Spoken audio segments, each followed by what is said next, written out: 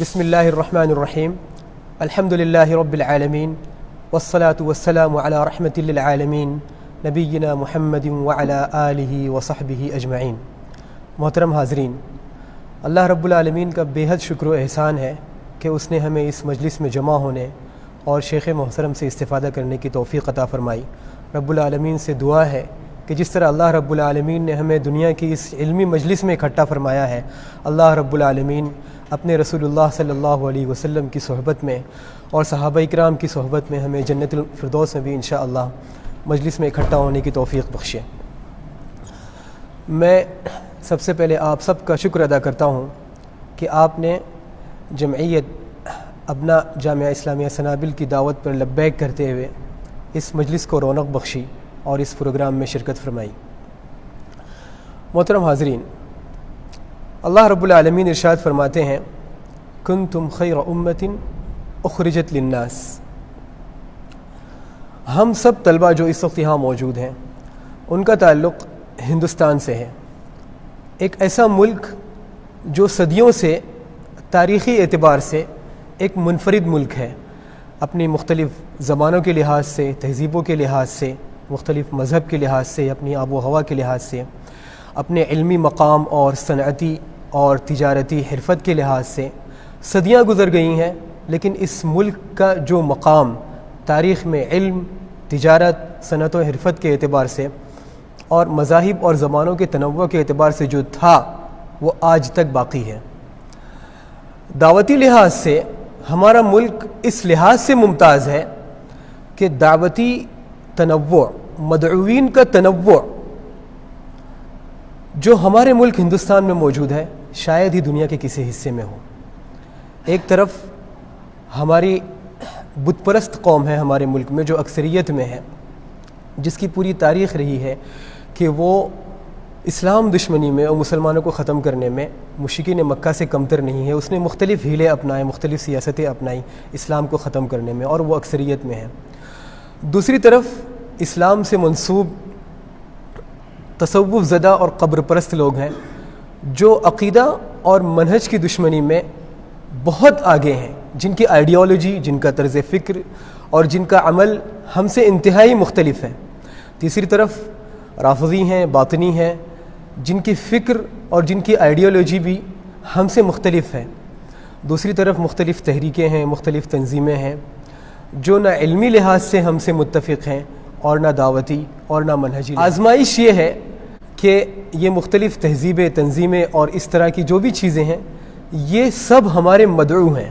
ہم بحیثیت داعی، ہمارا ان سے مقابلہ نہیں ہے، ہم داعی ہیں، اور یہ تمام چیزیں، یہ تمام جو لوگ ہیں یہ ہمارے مدعو ہیں۔ کنتم خیر امت اخرجت للناس، ایک طرف داعی ہے اور سامنے کی طرف مدعو ہے۔ آپ کا ہر فریق مخالف جو آپ کے سامنے ہے وہ ہمارا مدعو ہے۔ آزمائش یہ ہے کہ ہم ہندوستانی طلبہ کو اسی ماحول میں واپس جانا ہے، انہی مدعوین کا، مختلف مدعوین کا سامنا کرنا ہے۔ سوال یہ ہے کہ ہم طلبہ اتنے متنوع ماحول میں کیسے عقیدے کی دعوت دیں، کیسے اپنے منہج پہ باقی رہتے ہوئے صحیح دین اسلام کی تبلیغ کریں۔ اسی سوال کا جواب تلاش کرنے کے لیے آج ہمارے درمیان موجود ہیں فضیلت الشیخ محمد رحمانی بن عبد الحمید رحمانی۔ آپ کی شخصیت ہمارے درمیان کسی تعریف کی محتاج نہیں ہے۔ علم، تجربہ، دینی خدمت، دینی غیرت اور منہجی حمیت آپ کو ورثے میں ملی ہے۔ آپ کے استاذ، آپ کے والد محترم فضیلت الشیخ عبد الحمید رحمانی محسن قوم و ملت ہیں، اور دینی غیرت اور منہجی حمیت میں وہ اپنی مثال آپ تھے۔ میں اپنے کلمات کو زیادہ طول نہ دیتے ہوئے اس مجلس کا باقاعدہ آغاز کرنے کے لیے طلحہ سنابلی صاحب کو دعوت دیتا ہوں کہ آپ تشریف لائیں اور تلاوت کلام پاک سے اس مجلس کا آغاز فرمائیں۔ اعوذ باللہ من الشیطان الرجیم، بسم اللہ الرحمن الرحیم، تبارک الذی جعل فی السماء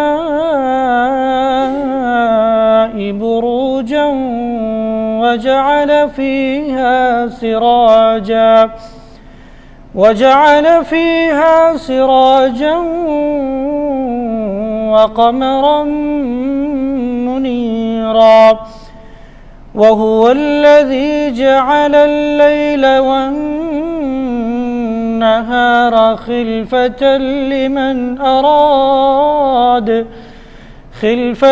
لمن أراد أن يذكر أو أراد شكورا وعباد الرحمن الذين يمشون على الأرض هونا وإذا خاطبهم الجاهلون قالوا سلاما والذين يبيتون لربهم سجدا وقياما والذين يقولون ربنا اصرف عنا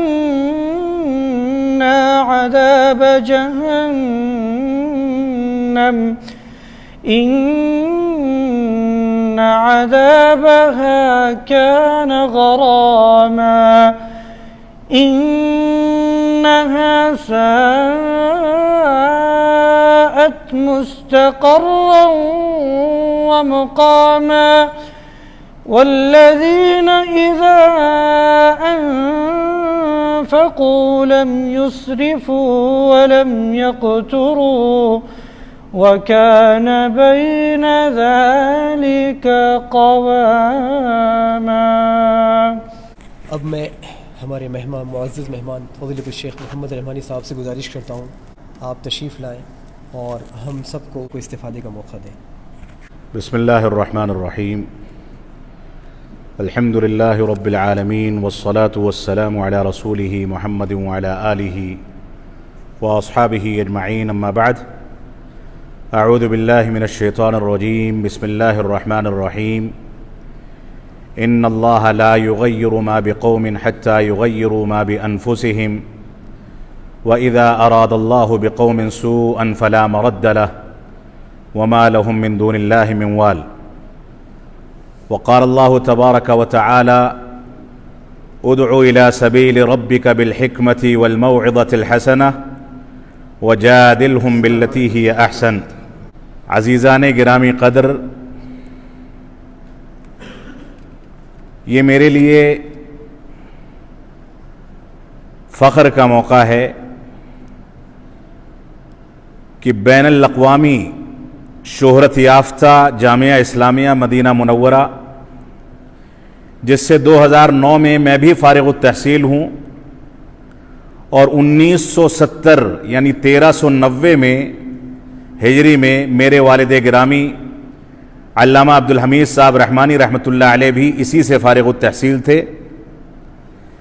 مجھ کو اس بات پر فخر ہے، خوشی اور مسرت ہے کہ یہاں کے دراسات علیہ کے طلباء، بلکہ یہ کہنا چاہیے کہ ہندوستان کا مستقبل اور ہندوستان کا مستقبل جن لوگوں سے وابستہ ہے وہ علماء کرام، جن میں سے اکثریت بلکہ سارے لوگوں کی علمی حیثیت مجھ سے کہیں زیادہ مضبوط ہے، وہ تعلیم و تعلم کے میدان میں کام کر رہے ہیں.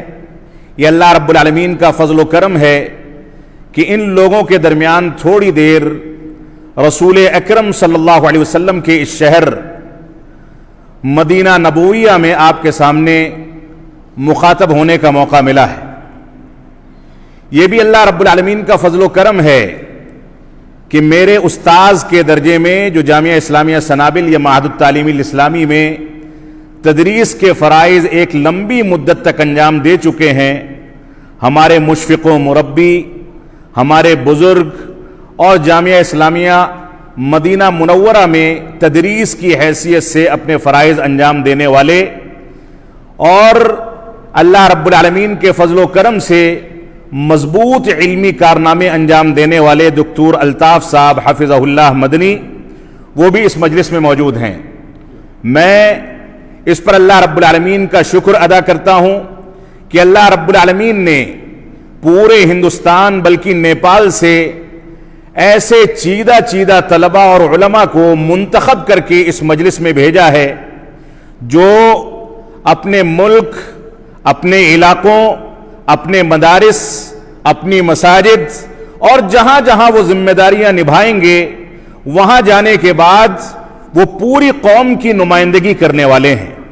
اگر یہ یہاں سے منہج سلف کا، قرآن و سنت کا خالص پیغام لے کر کے جاتے ہیں، ان کے دلوں میں یہ احساس پیدا رہتا ہے کہ مدینۃ الرسول صلی اللہ علیہ وسلم نے، اللہ رب العالمین نے ان کو جو موقع دیا، اس موقع کو غنیمت سمجھتے ہوئے انہوں نے اسی منہج کو سیکھا جو منہج رسول اکرم صلی اللہ علیہ وسلم نے اسی شہر کے اندر اپنے ساتھیوں کو سکھایا تھا، انگلی پکڑ کر کے چلنا سکھایا تھا، استنجا اور قضاء حاجت کے آداب بتائے تھے۔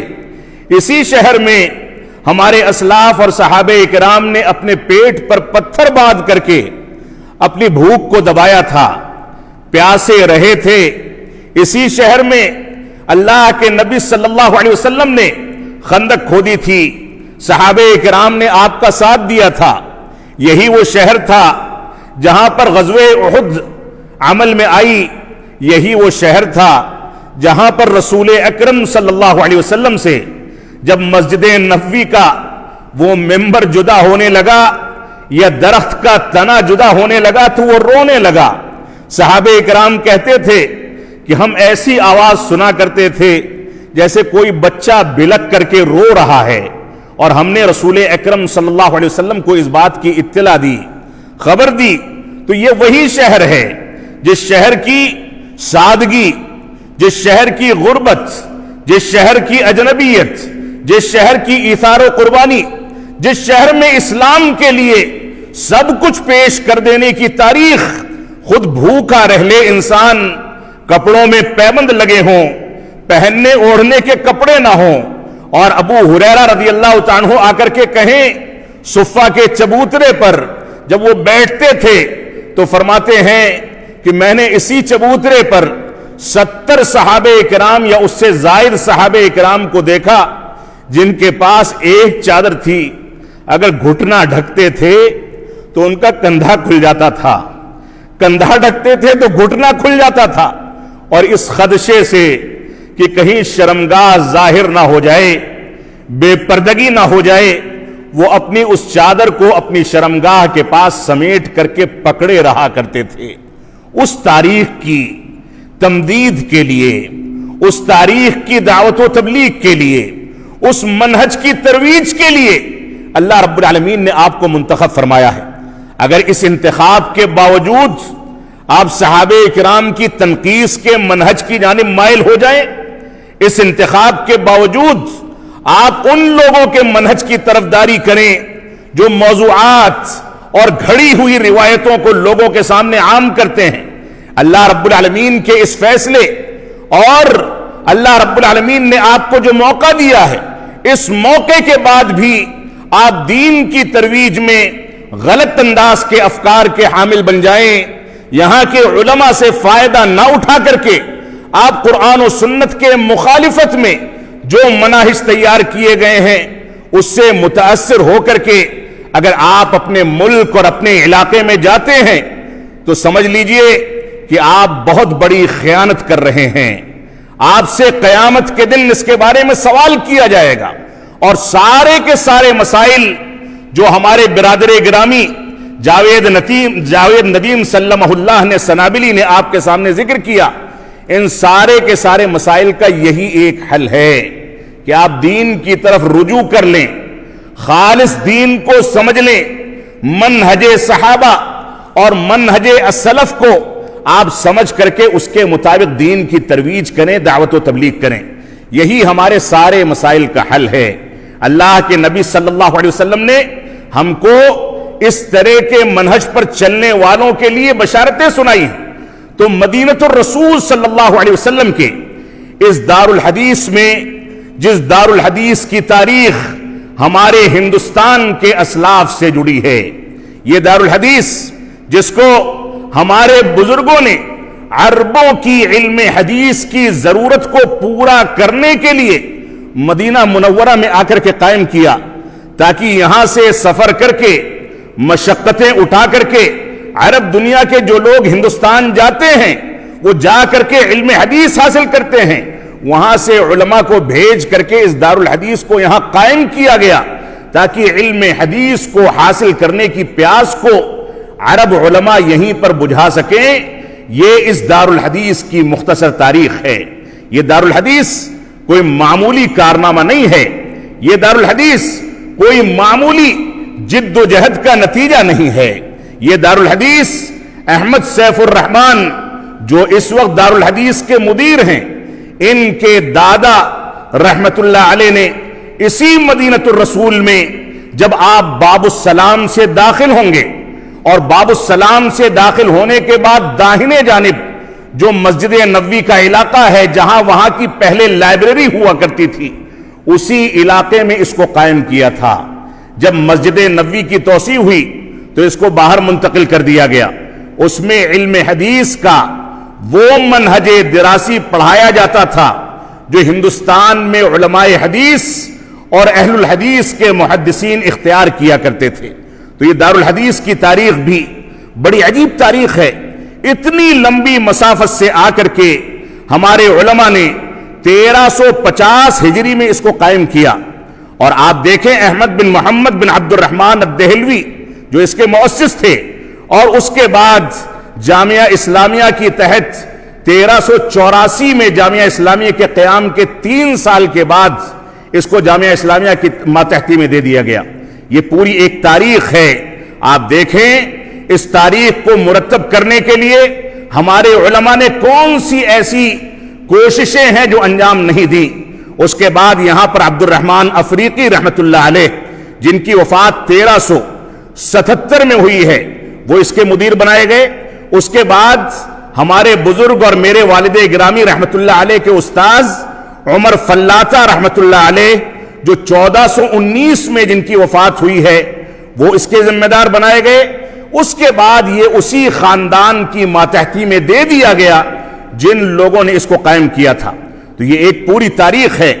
مسجد نبوی کے احاطے میں یا اس سے متصل والے احاطے میں جب تک یہ دارالحدیث چلتا رہا اور اس کے بعد یہاں سعودی عرب کی حکومت قائم ہوئی، حکومت کے قیام کے بعد وزارت تعلیم کی ماتحتی میں دینے کے بعد اس کا نصاب تعلیم تبدیل کرنے کی بات ہوئی تو صاحب تحفہ شیخ عبید اللہ رحمانی رحمت اللہ علیہ اس دور میں علامہ خلیل عرب رحمت اللہ علیہ کے ساتھ سعودی عرب تشریف لائے. ملک عبدالعزیز رحمت اللہ علیہ سے ملاقات کی اور ان کو اس بات پر آمادہ کیا کہ دارالحدیث کو اپنے مناہج دراسیہ پر باقی رکھا جائے، وزارت تعلیم کے مناہج کے تحت نہ لیا جائے. اور ملک عبدالعزیز رحمت اللہ علیہ نے ان کا استقبال کیا، ان کے مطالبے کو پورا کیا گیا. اس کے بعد کے ادوار میں اس کو وزارت تعلیم کی ماتحتی میں دے دیا گیا. یہ علامہ خلیل عرب جو نواب صدیق حسن خان رحمت اللہ علیہ جن کے شاگردوں نے 1352 ہجری میں دارالحدیث مکیہ مکہ مکرمہ میں قائم کیا تھا. یہ دارالحدیث مدنیہ مدینہ منورہ میں، اور اسی کے 2 سال کے بعد نواب صاحب کے شاگردوں نے دارالحدیث مکیہ قائم کیا. ان کی بیگم نے ان کے شاگردوں کو جب انگریزوں کے مظالم بڑھے تو یہاں طواف کا ذمہ دار بنا کر کے رئیس المطوفین بنا کر کے مکہ روانہ کر دیا، اور انہی کے خاندان آج بھی طواف کی ذمہ داریاں نبھاتے ہیں. تو دارالحدیث مکیہ یہ 1352 میں قائم کیا گیا اور نواب صاحب کے شاگردوں نے قائم کیا. یہ پوری کی پوری ایک داستان ہے. نواب صاحب صدیق حسن خان رحمت اللہ علیہ بھوپال سے چلے، بحری راستے سے ان کو آ کر کے حج بیت اللہ انجام دینا تھا، لیکن یمن میں حالات خراب ہونے کی وجہ سے ان کو سفر وہیں روکنا پڑا. آگے سفر کرنا ممکن نہیں تھا، لہذا یمن کے علاقے میں وہ لوگ نکل گئے اپنے شاگردوں کے ساتھ، اور پورے یمن میں جو علماء کرام تھے ان کو چھانٹ لیا، ان کے مخطوطات چھانٹے، اور علامہ خلیل عرب رحمت اللہ علیہ کو وہاں سے دعوت دی کہ آپ ہندوستان تشریف لائیں اور ہندوستان میں ہم آپ کو مسند افتاء پر فائز کریں گے. اور یہ ایک پوری داستان ہے. وہی علامہ خلیل عرب اور ان کے خاندان کے دوسرے لوگ ہندوستان پاکستان میں بسے اور یہاں آ کر کے صاحب تحفہ رحمت اللہ علیہ کے ساتھ ملک عبدالعزیز رحمت اللہ علیہ سے بات چیت کر کے دارالحدیث کے لیے پورے کارنامے انجام دیے.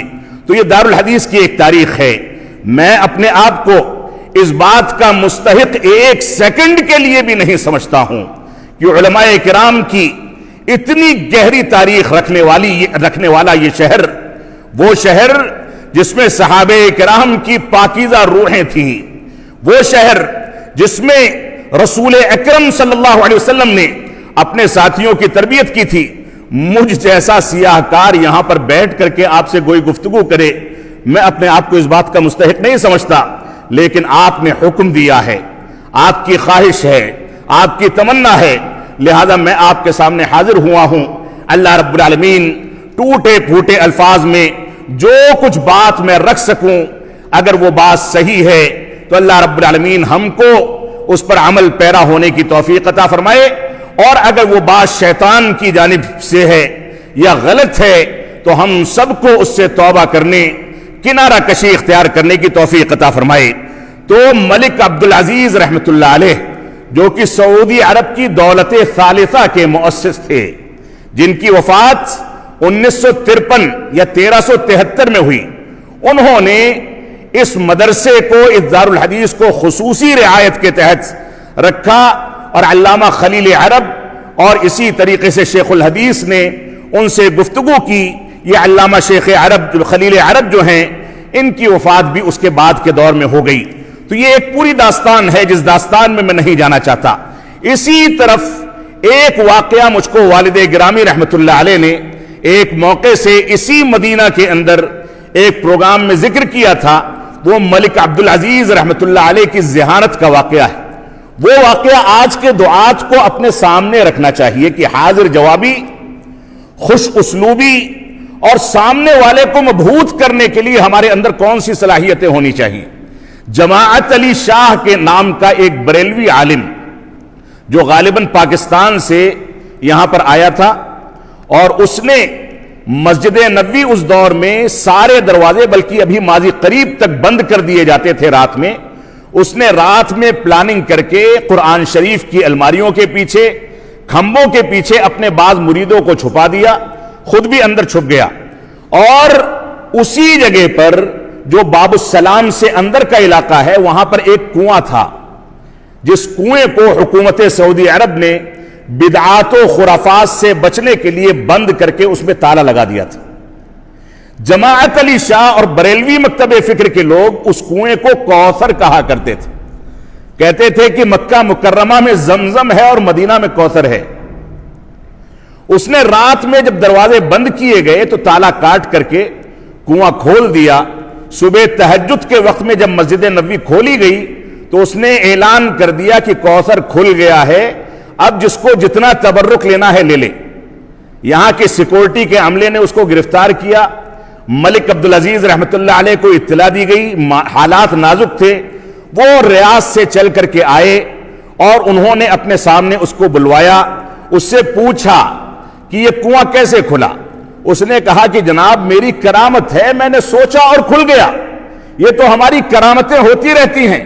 تو انہوں نے فرمایا کہ اگر تمہاری کرامت سے کھل سکتا ہے تو میرے سامنے کھڑے ہو کر کے اسی کرامت سے اس کو بند کر کے دکھاؤ، میں دیکھنا چاہتا ہوں کہ تمہاری کرامت کیسے کام کرتی.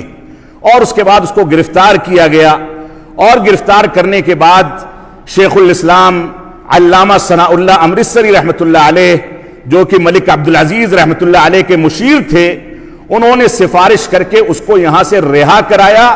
فرمایا کہ اگر یہ گرفتار کر کے یہاں جیلوں میں رکھا گیا تو اس طبقے کے لوگ ہمارے لیے ہندوستان میں حالات نازک کر دیں گے، لہذا اس کو چھوڑ دیا جائے. یہ صورتحال تھی دارالحدیث کی، یہ صورتحال تھی یہاں کی تاریخ کی جو آپ کے سامنے ذکر کی گئی. میں نے جو آیت کریمہ آپ کے سامنے پڑھی ہے سورۃ الرعد کی، ان اللہ لا یغیر ما بقوم حتی یغیروا ما بانفسہم وَإِذَا أَرَادَ اللَّهُ بِقَوْمٍ سُوءًا فَلَا مَرَدَّ لَهُ وَمَا لَهُم مِّن دُونِ اللَّهِ مِن وَالٍ. اللہ رب العالمین نے جو بھی قضیے اور مسائل ہمارے آج کے دور کے، نازک دور کے، فتنوں کے دور کے ہیں، ان سارے کے سارے مسائل اور سوالات کا جواب اس ایک آیت کریمہ کے اندر دے دیا. اللہ رب العالمین نے فرمایا کہ اللہ بھی کسی قوم کی حالت اس وقت تک نہیں بدلتا ہے جب تک وہ قوم اپنی حالت کو خود نہ بدلے. ہمیں میٹھا میٹھا لذیذ لگتا ہے اور کڑوا کڑوا تھو لگتا ہے. ہماری پریشانی یہ ہے کہ ہمارے اپنے مفاد سے کوئی چیز جڑی ہو تو اس میں حلال و حرام کی تمیز ختم ہو جاتی ہے، اور دوسرے کے مفاد کی چیز ہو تو اس کا حلال بھی ہم کو حرام نظر آتا ہے. یہ ہماری صورتحال ہے. اگر ہم اپنی حالت کو نہیں بدلیں گے تو رب کائنات بھی ہماری حالت کو تبدیل نہیں کرے گا. ایک آیت کریمہ جو دعوت و تبلیغ کا اصول پیش کرتی ہے، سب سے جامع آیت کریمہ ہے، جس میں اللہ رب العالمین نے فرمایا، شروع میں تلاوت کی گئی، ادعو الی سبیل ربک بالحکمۃ والموعظۃ الحسنہ وجادلہم باللتی ہی احسن. اللہ رب العالمین کے راستے کی جانب تم 3 اسالیب کے ساتھ بلاؤ. شیخ الاسلام علامہ ابن تیمیہ رحمۃ اللہ علیہ فرماتے ہیں اپنی فتاوی میں کہ 3 اسالیب کا تذکرہ رب کائنات نے جو فرمایا ہے، یہ 3 اسالیب اس وجہ سے ہیں کہ مدعوین میں 3 طرح کے افراد پائے جاتے ہیں. جب ہم دعوت و تبلیغ کا کام کرتے ہیں تو کچھ لوگ ایسے ہوتے ہیں جو ہماری باتوں کو سن لیتے ہیں، قبول کرتے ہیں، ان کو حکمت کے ساتھ بلایا جائے. اور کچھ لوگ ایسے ہوتے ہیں جو سنتے ہیں لیکن سن کر کے انسنی کر دیتے ہیں، عمل نہیں کرتے، اس کو قبول نہیں کرتے، سنتے ہیں اور سن کر کے نکل جاتے ہیں. یہ دوسرے الفاظ میں کہیں کہ ایک کان سے سنتے ہیں، دوسرے کان سے نکال دیتے ہیں. ان کے لیے مواعظ حسنہ، واقعات، قصے اور ماضی کی قوم کے سچے واقعات ذکر کر کے ان کے اندر رغبت پیدا کی جائے. اور جو لوگ ایسے ہوں جو نہ سنتے ہیں بلکہ مخالفت کرتے ہیں، جو یہ کہتے ہیں کہ اہل حدیثوں کو بخاری کا بخار آتا ہے، جو یہ کہتے ہیں کہ یہ یہودیوں کے ناجائز نطفے کی اولاد ہیں، جو یہ کہتے ہیں کہ انگریزوں کے ایجنٹ ہیں، ان کو سمجھانے کے لیے اگر وہ سرکشی پر اتارو ہیں تو پہلے خوش اسلوبی کا اسلوب اختیار کیا جائے، نرمی کے ساتھ سمجھایا جائے. سرکشی بڑھے تو ان کے ساتھ جدال باللتی ہی احسن کا اسلوب اختیار کیا جائے. جدال باللتی ہی احسن، بحث و مباحثہ. ضرورت پڑے تو حالات کو سامنے رکھتے ہوئے مناظرات اور لوگوں سے گفتگو کرنے کا اسلوب اختیار کیا جائے.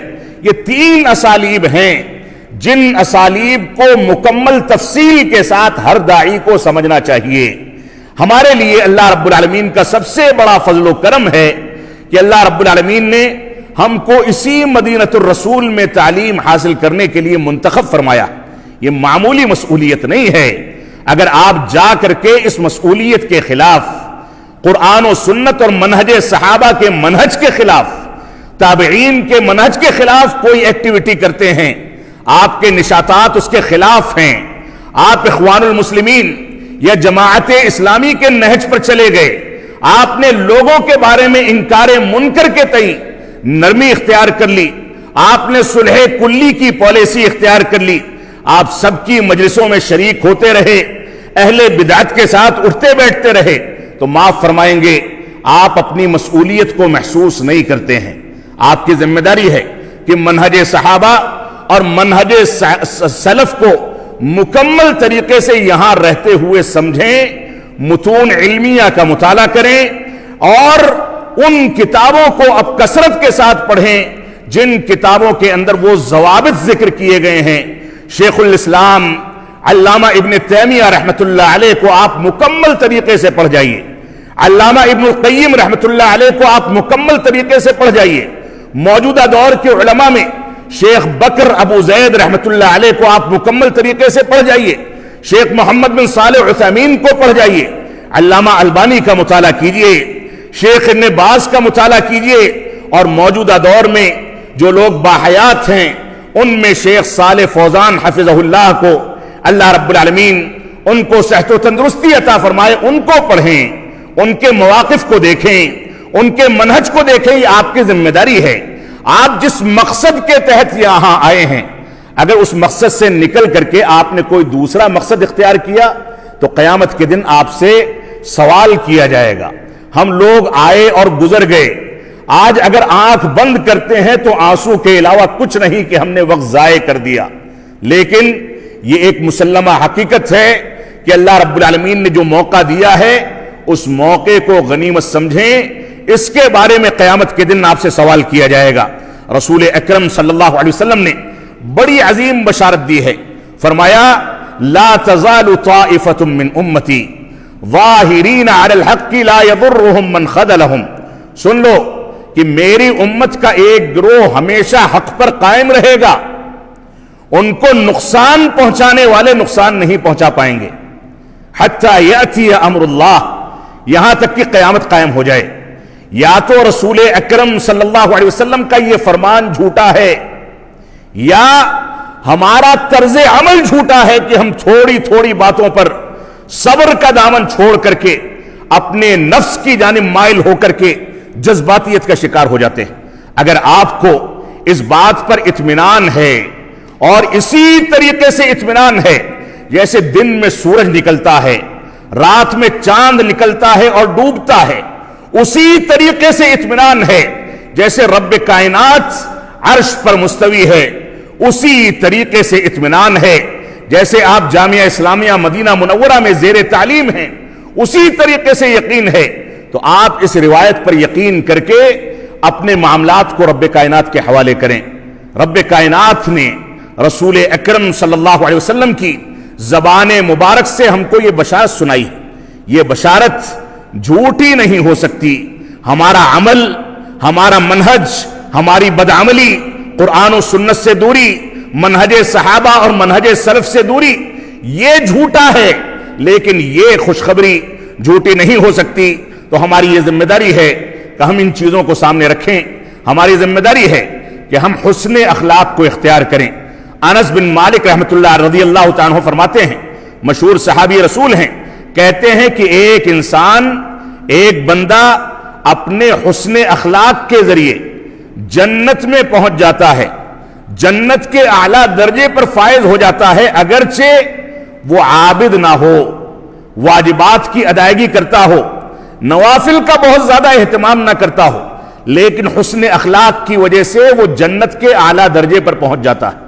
اور دوسرا شخص تہجد گزار ہے، صدقات و خیرات کرتا ہے، سارے عمل انجام دیتا ہے، نوافل کی پابندی کرتا ہے، لیکن حسن اخلاق سے عاری ہے، تو اس حسن اخلاق سے عاری ہونے کے نتیجے میں وہ جہنم کے نچلے طبقے میں جھونک دیا جائے گا اور اس کی زندگی تباہ ہو جائے گی۔ اس وجہ سے ہمیں بنیادی طور سے حسن اخلاق اختیار کرنا چاہیے، اپنے محسنین کے احسانات کو یاد رکھنا چاہیے، اپنے بڑوں کا احترام کرنا چاہیے، ماں باپ کی قدر و منزلت کو سمجھنا چاہیے، قرآن و سنت کے مقام کو سمجھنا چاہیے، صحابہ کرام کی عظمت کو سمجھنا چاہیے، اپنے اسلاف کے منہج کی قدر و منزلت کو سمجھنا چاہیے۔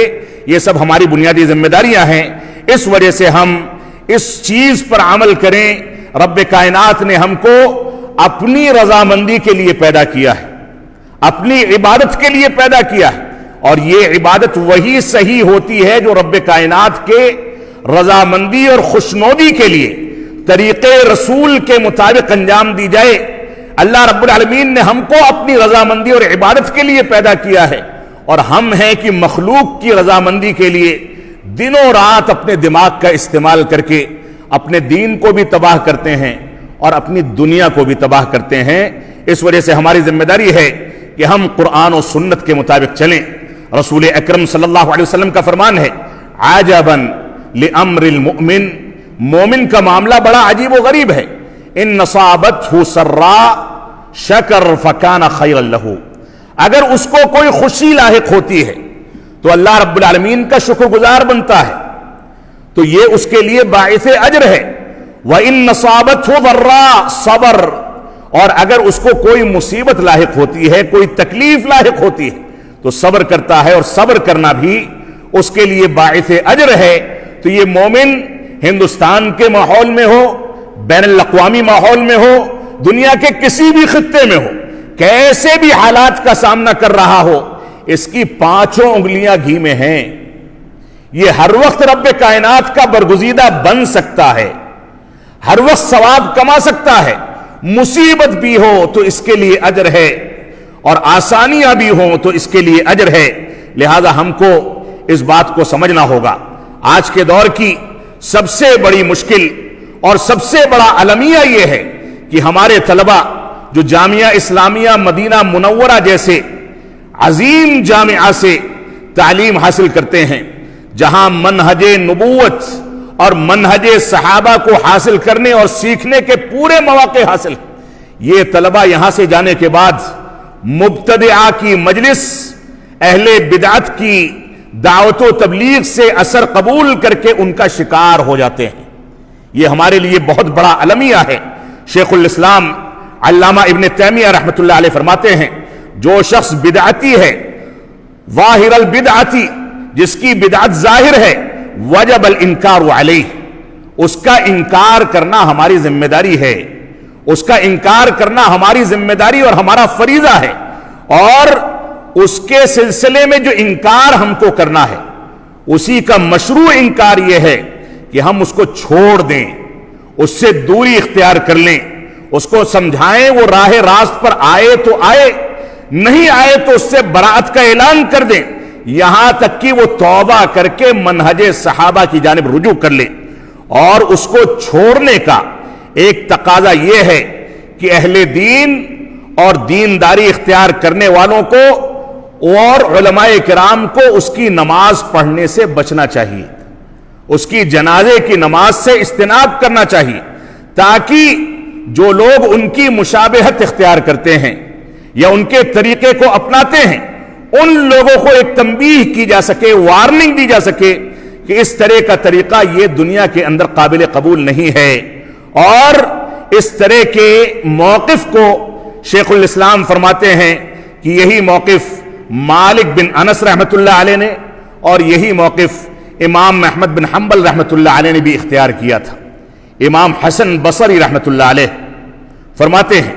فرماتے ہیں کہ شر اور برائی کے 3 ضوابط ہیں، 3 اصول ہیں، اور میں آپ سے اپیل کرنا چاہوں گا کہ ہم میں سے ہر شخص، اور سب سے پہلے میں خود، اپنی گریبان میں جھانک کر کے اس کو سوچیں کہ یہاں حسن بصری رحمۃ اللہ علیہ نے جن چیزوں کا تذکرہ کیا ہے وہ چیزیں کیا ہیں؟ کیا ہمارے اندر وہ موجود ہیں؟ کیا ہم ان سے متصف ہیں؟ کیا اپنے معاشرے میں کام کرنے کے اندر یہ چیزیں ہماری صفات پر غالب آتی ہیں کہ نہیں آتی؟ فرماتے ہیں کہ اس شر کے اور برائی کے 3 ضوابط ہیں، 3 اصول ہیں۔ پہلا حسد، دوسرا لالچ، اور تیسرا حب الدنیا، دنیا سے محبت۔ آپ دیکھیں حسد کے شکار، ہم سے اچھا بولنے والا، ہم سے اچھی تدریس کرنے والا، ہم سے اچھا لکھنے والا، ہم سے اچھی زندگی گزارنے والا، ہر شخص حسد کا شکار ہے اور ہم خود اس سے حسد کرتے ہیں۔ اور اسی طریقے سے حرص و لالچ نے ہم کو اتنا بیگانہ بنا دیا، اتنا اندھا بنا دیا کہ اس لالچ میں ہم حلال و حرام کی تمیز کو بھول جاتے ہیں۔ ہم بھول جاتے ہیں کہ ہم کو کیا کھانا ہے، کیا چھوڑنا ہے۔ ہم بھول جاتے ہیں کہ ہم کو کن چیزوں کو اختیار کرنا ہے اور کن چیزوں سے بچنا ہے۔ اور اسی طریقے سے حب الدنیا، جس کے بارے میں رسول اکرم صلی اللہ علیہ وسلم نے فرمایا کہ ان قریب تمہارے اوپر ساری قومیں ویسے ہی ٹوٹ پڑیں گی جیسے بھوکے ایک کھانے کے کٹورے پر ٹوٹ پڑتے ہیں۔ صحابہ کرام نے پوچھا وَمِن قِلَّةٍ يَوْمَئِذٍ یا رسول اللہ، اے اللہ کے نبی صلی اللہ علیہ وسلم، کیا ہم تعداد میں کم ہوں گے، تھوڑے ہوں گے؟ آپ نے فرمایا کہ نہیں، بل انتم غثاء کا غثاء السیل، جیسے سیلاب میں کوڑا کرکٹ اور جھاگ اور مختلف چیزیں پانی کے اوپر نظر آتی ہیں، کثرت کے ساتھ نظر آتی ہیں، ویسے ہی جدھر نظر دوڑائی جائے گی تم ویسے ہی ہر جگہ نظر آؤ گے، لیکن تمہاری حیثیت اس کوڑے کرکٹ اور خش و خاشاک سے زیادہ نہیں ہوگی، کیونکہ تم نے دین کو چھوڑ دیا ہوگا۔ اللہ کے نبی صلی اللہ علیہ وسلم نے فرمایا کہ تمہارے دشمنوں کے دلوں سے تمہارا رعب نکال دیا جائے گا۔ صحابہ کرام نے پوچھا کہ یہ وہن کیا ہے، یہ کمزوری کیا ہے؟ آپ نے فرمایا حب الدنیا و کراہیت الموت، دنیا سے محبت کرنا اور موت کو بھول جانا، موت سے نفرت کرنے لگنا، موت کا خوف اپنے دلوں میں بیٹھا لینا۔ ہر وہ شخص جو قرآن و سنت سے دور ہے، بدعملی کرتا ہے، فحشکاری کرتا ہے, قرآن و سنت کے مطابق نہیں چلتا, وہ موت سے ڈرتا ہے کہ میں کیا جواب دوں گا. اگر آپ قرآن و سنت کے مطابق چلیں گے تو موت جب بھی آئے گی آپ کو دبوچ لے جائے گی, کم سے کم قبر میں جوابات آپ دے سکیں گے, آخرت میں کامیابی کی امید ہوگی. تو فرمایا 3 چیزیں یہ شر کے اصول ہیں, ایک حسد, ایک لالچ اور ایک حب الدنیا, اور فرمایا کہ اس کے 6 فروعات ہیں. 6 فروعات ہیں, اس کو بھی غور سے سنیں اور اپنی گریبان میں جھانک کر کے اس کے بارے میں سوچیں. 6 فروعات ہیں. کہتے ہیں حب النوم, زیادہ سونے کی عادت. اے سی چلا دیا, نماز چھوٹ جائے فجر کی, ہم کو فکر نہیں ہے. رب کائنات کا حکم ہے حاضری کا, ہم کو فکر نہیں ہے. صلاۃ فجر کی ادائیگی کے بعد ہم دن بھر کے لیے رب کائنات کے حفظ و امان میں آ جاتے ہیں, لیکن ہم کو پرواہ نہیں ہے. تو زیادہ سونا اور اسی طریقے سے عہدے اور مناصب سے محبت کرنا, یہ ہماری پوری جماعت اور پوری ملت کا المیہ ہے کہ جو جہاں جاتا ہے سب سے اوپر بیٹھنا چاہتا ہے, اور اس اوپر بیٹھنے کے لیے کتنی بھی ٹانگیں کھینچنی پڑیں وہ اس کو گوارا کر لے گا, لیکن انصاف اور عدل کے ساتھ وہ کام نہیں لے گا. اسی طریقے سے بہت زیادہ آسودگی یا بہت زیادہ کھانے پینے کی عادت, یہ بھی انسان کو شر و فتن میں مبتلا کر دیتی ہے. حب الثناء اور تعریف کی عادت, کہ میں بیٹھوں تو لوگ میری تعریف کریں. موقع تلاش کرتے ہیں لوگ کہ فلاں نے میرے بارے میں ایسا کہا. تعریف کرانے کے لیے باقاعدہ بندوبست اور باقاعدہ انتظامات کرائے جاتے ہیں, پیسہ خرچ کیا جاتا ہے. تعریف کے پل باندھنے کے لیے باقاعدہ جدوجہد اور کوششیں کی جاتی ہیں. یہ بھی انسان کے لیے فتنے کا دروازہ ہے. اور اس کے بعد حب الراحہ, زیادہ آرام طلبی, اور اخیر میں فرمایا کہ فخر و مباحات اور گھمنڈ کرنا. یہ ساری کی ساری چیزیں یہ شر کے فروعات ہیں. ہم کو اپنا جائزہ لینا چاہیے کہ ان میں سے کون سی چیزیں ایسی ہیں جو ہمارے نفس کے اندر اب تک موجود ہیں. اگر اب تک موجود ہیں اور شہادہ لینے تک آپ نے ان کو اپنے جسم و دماغ سے, اپنے دل و دماغ سے نوچ کر کے پھینک نہیں دیا, تو سمجھ جائیں کہ یہی چیزیں آپ کو ہندوستان یا اپنے ملک یا اپنے علاقے میں جانے کے بعد ذلیل و رسوا کریں گی, ناکام بنائیں گی, اور آپ ہر جگہ پر کہیں نہ کہیں پریشانی کا سامنا کر کے اپنے ہدف سے ہٹتے چلے جائیں گے, اور آپ کی دنیا بھی تباہ ہوگی اور آخرت بھی تباہ ہو جائے گی. شیخ صالح فوزان حفظہ اللہ فرماتے ہیں, کلما یتأخر الزمان, جیسے جیسے زمانہ گزر رہا ہے ویسے ویسے تشتد الغربہ, غربت اور دین کی اجنبیت, اسلام کی اجنبیت بڑھتی چلی جا رہی ہے, اور فتنے بڑھتے چلے جا رہے ہیں. فتنوں کی تو یہ صورتحال ہے کہ صبح کے وقت میں انسان, اللہ کے نبی صلی اللہ علیہ وسلم نے جیسا کہ فرمایا کہ صبح مسلمان رہتا ہے اور شام کو کافر ہو کر کے مرتا ہے. فتنے اتنی کثرت کے ساتھ آ رہے ہیں کہ ہم سمجھ نہیں پاتے کون سا فتنہ کب آ کر کے ہم کو دبوچ لیتا ہے. اور صحیح مسلم کی وہ روایت کہ فتنے اتنی زیادہ کثرت کے ساتھ ہوں گے کہ کوئی فتنوں میں صرف جھانک لے گا تو وہ فتنے اس کو اپنی طرف کھینچ لیں گے اور تباہ کر دیں گے. یہ صورتحال آج کے دور میں پیدا ہو چکی ہے. عقیدے کے فساد کا فتنہ, اس بات کا فتنہ کہ ہم قرآن و سنت کو اہل بدعت کے طریقے پر لوگوں کے سامنے پیش کریں. یہ فتنہ کہ ہم اپنے نفس کو دوسروں پر ترجیح دیں, قوم و ملت پر ترجیح دیں, اپنے مفاد کے لیے دین اسلام اور اپنے منہج کو استعمال کریں. یہ سارے کے سارے فتنے ہیں. اور رب کائنات کی سب سے عظیم نعمت آج کے دور میں یہ ہے کہ ہمارا اعتقاد, ہمارا منہج اور ہماری زندگی کے جو فیصلے ہیں وہ صحابہ کرام کے منہج کے مطابق ڈھل کر کے چلتے رہیں. علامہ البانی رحمۃ اللہ علیہ فرماتے ہیں کہ ہم ایسے راستے پر چلے ہیں جس راستے پر ہم کچھوے کی چال اختیار کرتے ہیں, اور ہمارا مقصد یہ ہے کہ ہم اس راستے پر چلتے رہیں. یہ مقصد نہیں ہے کہ اس راستے کی انتہا تک پہنچ جائیں, بلکہ مقصد یہ ہے کہ چاہے کچھوے کی چال چلیں, تھوڑا بہت حاصل کریں, لیکن ہماری موت اسی پر یقیناً آئے. یہ بنیاد ہے.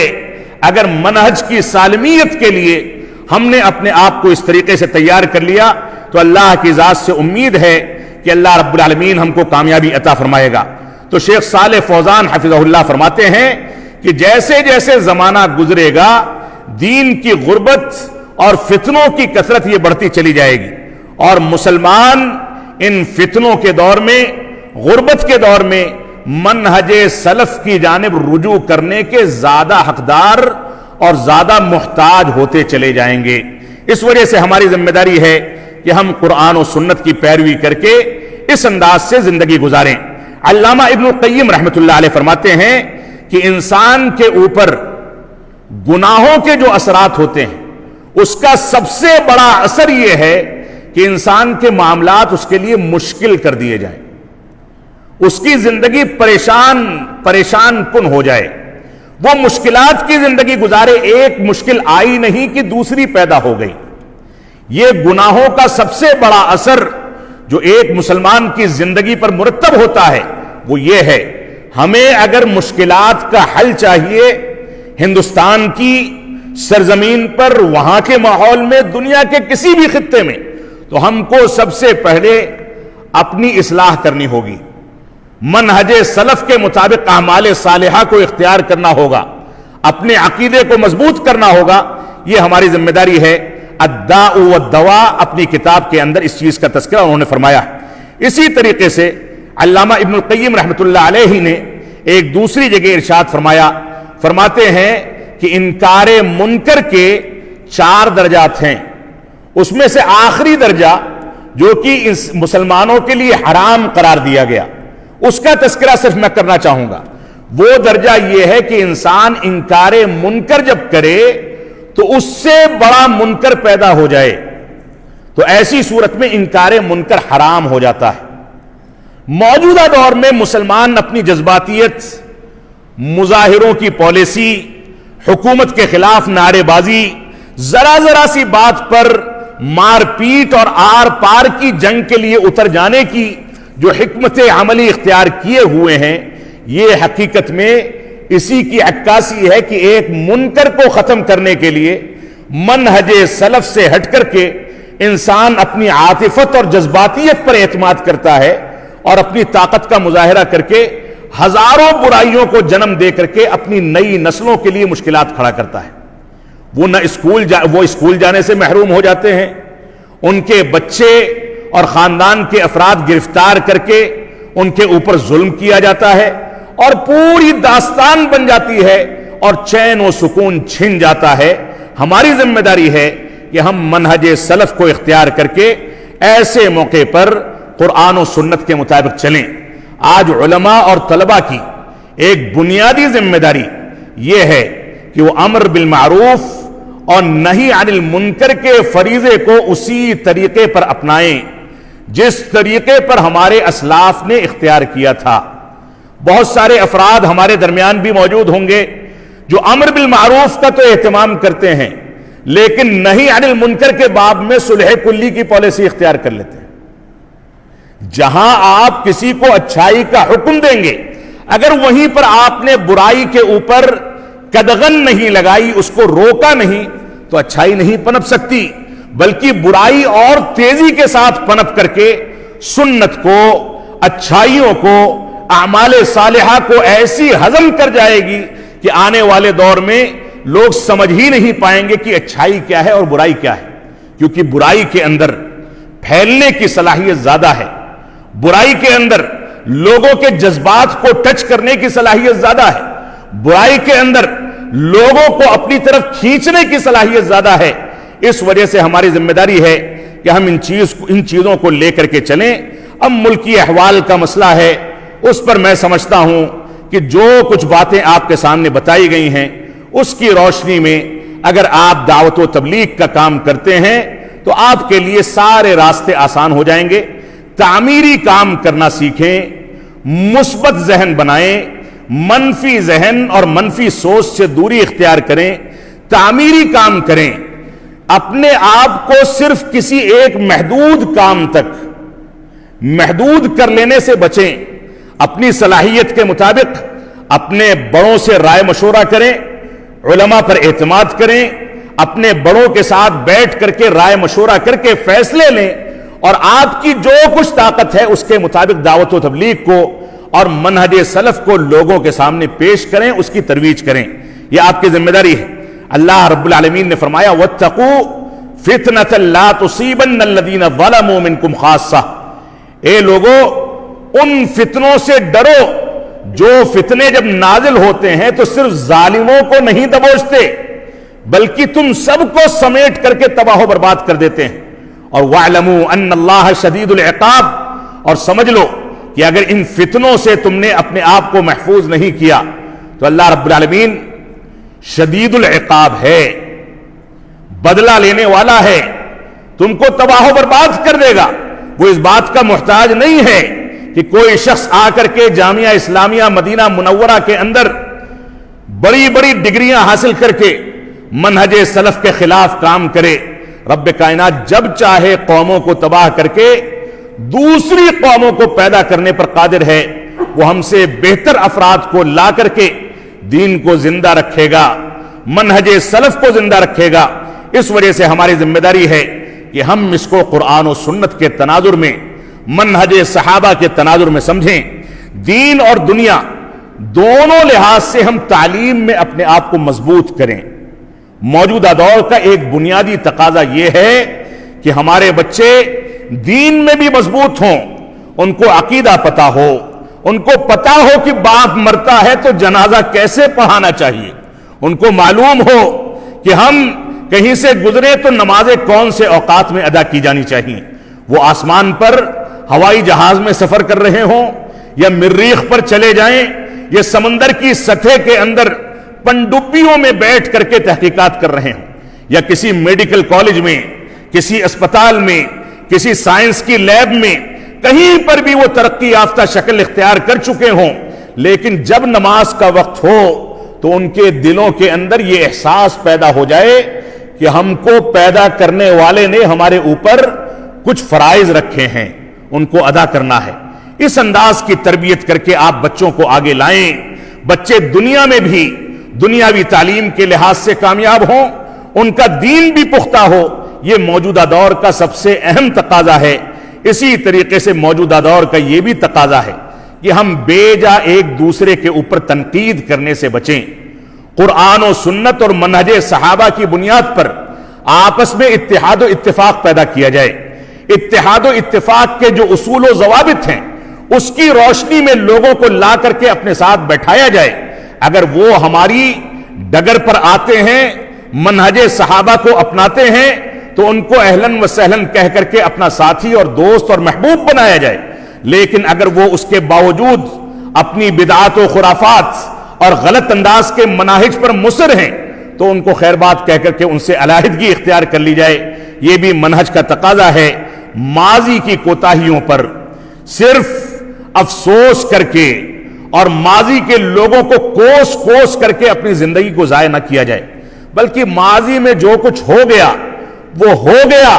اب اس کی تلافی کے لیے اور مستقبل کے مضبوط لائحہ عمل کو تیار کرنے کے لیے ہم قرآن و سنت اور منہج صحابہ کی روشنی میں ایک دستور تیار کریں، تاکہ جو کچھ ہم سے ہمارے ہاتھ سے نکل گیا ہماری عملی کوتاہیوں کی وجہ سے، وما اصابکم من مصیبت فبما کسبت ایدیکم، اس کے تناظر میں جو کچھ نکل گیا وہ نکل گیا.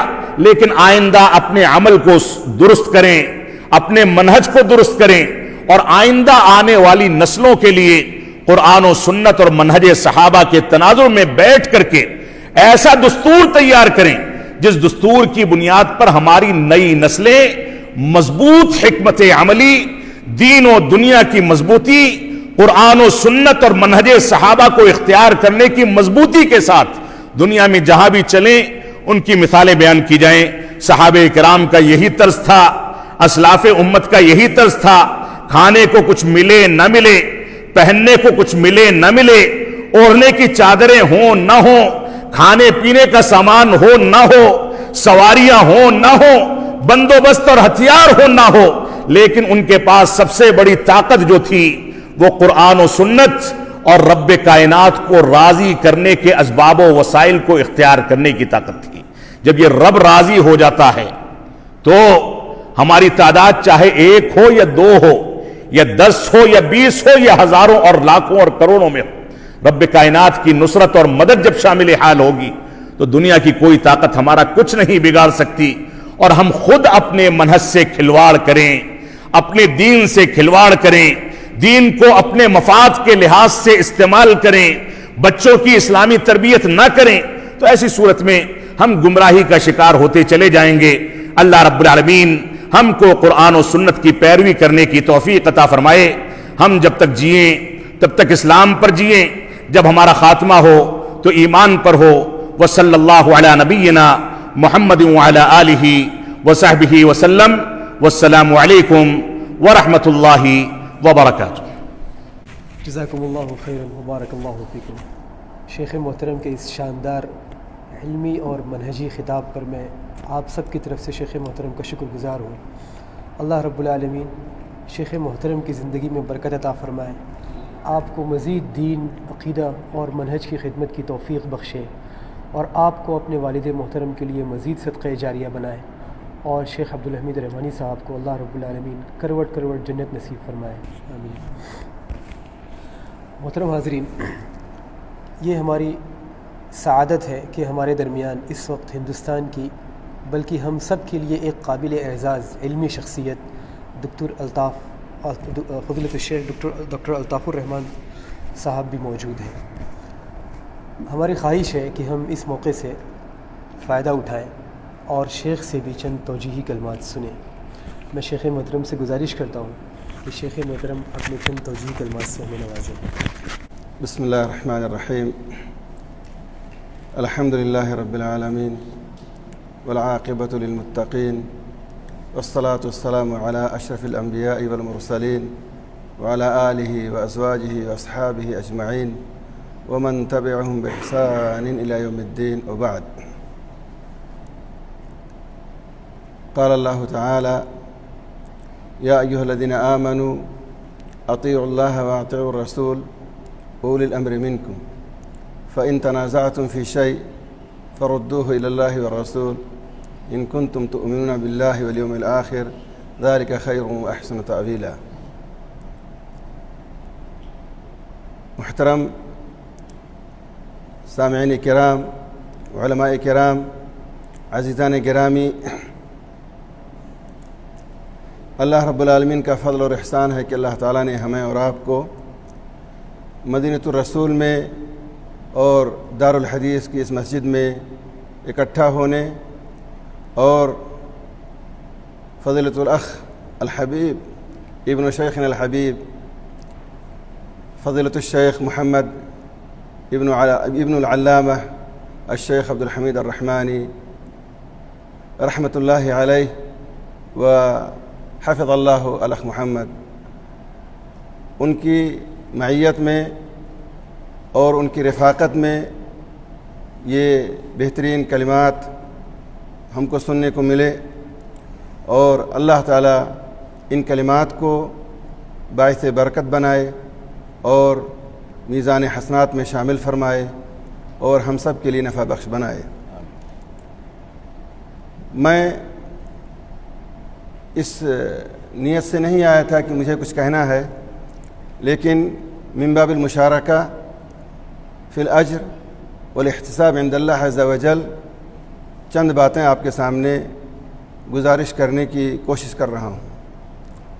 پہلی چیز یہ ہے کہ اللہ رب العالمین نے ہمیں اور آپ کو مسلمان بنایا ہے، اور قرآن کریم اور نبی کریم صلی اللہ علیہ وسلم کی سنت اور صحابہ کرام کا ایک پورا اجتماعی نمونہ ہمارے سامنے پیش کیا ہے۔ اس میں ہمارے لیے رشد و ہدایت کی ساری چیزیں موجود ہیں، اور یہ مکمل ایک ضابطۂ حیات ہے، اور اس میں ہر طرح کے وہ جو مسائل اور مشکلات ہیں ان کے حلول موجود ہیں۔ ہمیں ان کو پڑھنا چاہیے، ان کو اپنانا چاہیے، ان پر عمل کرنا چاہیے۔ قرآن کو اور اللہ کے رسول کی حدیثوں کو اور صحابہ کرام کے فہم کو اپنانا یہ صرف عقیدے کی حد تک محدود نہیں ہے، بلکہ یہ زندگی کے تمام شعبوں میں اخلاقیات ہوں، معاملات ہوں، لین دین ہو، شادی بیاہ ہو، بیع و شراء ہو اور سفر و حضر ہو، زندگی کے تمام احوال میں اور زندگی کے تمام گوشوں میں یہ چیزیں ہونی چاہیے کہ ہم قرآن کے مطابق اور نبی کریم صلی اللہ علیہ وسلم کی سنت کے مطابق اور صحابہ کرام کے منہج اور فہم کے مطابق اپنی زندگی گزارنے کی کوشش کریں۔ دوسری بات جو میں آپ کے سامنے عرض کرنا چاہتا ہوں وہ یہ ہے کہ اللہ تعالیٰ نے ہمیں اور آپ کو مدینۃ الرسول میں رہنے اور جامعہ اسلامیہ سے انتساب کا شرف دے کر کے شرعی علم حاصل کرنے کا، اپنے آپ کو بنانے اور سنوارنے کا ایک عظیم موقع عطا فرمایا ہے۔ اس موقع کو غنیمت جانیں۔ آپ مدینہ منورہ میں بیٹھے ہوئے ہیں، یہی وہ مدینہ ہے جہاں یحییٰ ابن یحییٰ اللیثی اندلس سے چل کر کے آئے تھے۔ یہی وہ مدینہ ہے جہاں محمد ابن ادریس الشافعی مکہ سے چل کر کے امام مالک کے درس میں حاضری کے لیے آئے تھے۔ مصر سے آئے تھے لوگ اور دوسرے شہروں سے بھی آئے تھے، تو ہم اس زمانے کو نہیں پا سکے، لیکن آج کے جو علماء ہمارے یہاں موجود ہیں، آپ ان کو اپنے زمانے کا امام مالک سمجھیں، اپنے زمانے کا امام شافعی سمجھیں، اپنے زمانے کا سفیان ابن عیینہ سمجھیں، اپنے زمانے کا سفیان بن سعید الثوری سمجھیں، اپنے زمانے کا عمرو بن دینار سمجھیں، اور اپنے زمانے کا محمد ابن ادریس الشافعی سمجھیں، محمد ابن ادریس الرازی سمجھیں، ابو زرع عبیداللہ ابن عبد الکریم الرازی سمجھیں۔ ان لوگوں، ان ائمہ کے پاس لوگ دور دور سے علم حاصل کرنے کے لیے آتے تھے، عبد الرزاق الصنعانی ہوئے اور دیگر ائمہ۔ تو اس زمانے کو ہم نہیں پائے، آج اس زمانے میں بھی اللہ تعالیٰ نے ایسے علماء بنائے ہیں اور ایسے علماء ہم کو عطا کیے ہیں، وہ شیخ صالح الفوزان کی شکل میں، یا شیخ عبد المحسن العباد کی شکل میں، یا شیخ عبد الرزاق العباد کی شکل میں، یا اور دیگر ائمہ جو علماء ہیں ان کی شکل میں اللہ تعالیٰ نے ہم کو عطا کیا ہے۔ یہی ہمارے اس زمانے کے سفیان ثوری ہیں، یہی ہمارے زمانے کے سفیان ابن عیینہ ہیں، یہی ہمارے زمانے کے امام مالک ہیں۔ اسی لیے ہمیں ان کے پاس جا کر کے، ان کے حلقات میں، ان کے دروس میں بیٹھ کر کے اپنے علم کو پختہ کرنا چاہیے اور ان سے قرآن و سنت کی تعلیم، عقیدہ و منہج کی تعلیم اور پختگی حاصل کرنی چاہیے اور ساری چیزیں سیکھنی چاہیے۔ ان کے ساتھ بیٹھنا، ان کے آداب سے، ان کی گفتگو سے اور ان کے سمت سے، ان کے حدیث سے اور ان کے تمام شب و روز کو دیکھ کر کے علم حاصل کرنا چاہیے اور ادب سیکھنا چاہیے۔ آپ کو ایسے محدثین ملیں گے کہ ان کے سامنے جب پڑھنے کے لیے گئے تو اپنی زندگی کا ایک بڑا حصہ خرچ کر دیا۔ میں آپ کو مثال دیتا ہوں کہ سفیان ابن عیینہ الہلالی المکی، جن کا 198 میں مکہ میں انتقال ہوا تھا، یہ اصل میں کوفہ میں رہتے تھے اور اس کے بعد 160 کے قریب یہ چلے گئے تھے مکہ۔ مکہ میں بہت سارے محدثین ایسے آئے جو ان سے ملے اور پھر وہ 1 سال نہیں، 2 سال نہیں، 15 سال، 16 سال ان کے ساتھ رہ گئے اور انہی کے ساتھ مسجد جاتے تھے، انہی کے ساتھ کمرے پہ جاتے تھے، انہی کے ساتھ بازار جاتے تھے، جہاں بھی آنا جانا ہوتا تھا انہی کے ساتھ جاتے تھے کہ کب یہ کوئی حدیث بتا دیں گے، کب کوئی نقطہ بتا دیں گے، کب کوئی فتویٰ سکھا دیں گے۔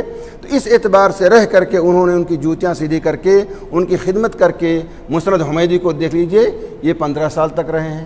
اور بھی اس طرح سے بہت سارے محدثین ایسے ہیں جو 15 20 سال تک سفیان ابن عیینہ کے ساتھ مکہ میں رہے ہیں اور انہوں نے علم سے حاصل کیا ہے۔ تو وہ زمانہ ہمیں اگر اثر و روایہ نہیں ملا تو آج اس زمانے میں بھی آپ کے پاس ایسے ربانین علماء کی ایک معتدب تعداد ہے اور یہ تعداد ہمیشہ رہے گی، جیسا کہ اللہ کے رسول کا فرمان ہے، لا تزال طائفة من امتی ظاہرین علی الحق لا یضرهم من خذلهم او خالفهم حتى یأتی امر اللہ وهم علی ذلک۔ تو یہ ائمہ ہیں، یہ علماء ہیں، ان سے ہمیں ان کے سامنے ذانوِ طلب مستحق کرنا چاہیے اور ان کے سامنے جا کر کے بیٹھنا چاہیے، ان کے حلقات میں، ان کے دروس میں شامل ہونا چاہیے، ان کی کتابوں کو پڑھنا چاہیے اور اسی سے ہمیں یعنی علم ملے گا، اسی سے ہمیں علمی زندگی ملے گی اور اسی سے ہم کو جلا ملے گا اور اسی سے ہم کو روح اور صحیح غذا ملے گی۔